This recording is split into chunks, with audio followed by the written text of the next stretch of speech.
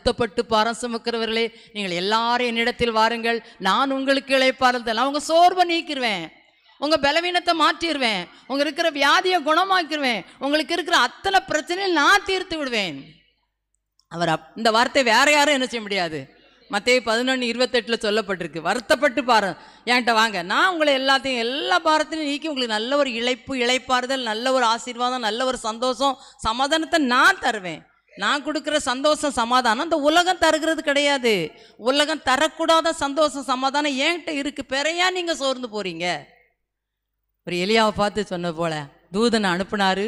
தழல்ல சுடப்பட்ட அடை தண்ணீர் அந்த வனாந்தரத்தில் எங்கிருந்து வந்துச்சு? பாத்திரத்தில் தண்ணி. நான் அதை வாசிக்கும் போது ஆச்சரியமா இருந்து, பாத்திரம் எங்கிருந்து வந்துச்சு? யாரு கொண்டு வந்தா? தூதன். அடைய தழல்ல சுட்டு கொண்டு வந்தாராம், தண்ணீரை கொண்டு வந்தாராம். தூங்கிட்டு இருக்காரு, அந்த சோர்வுலையும் தூங்கிட்டு இருக்காரு.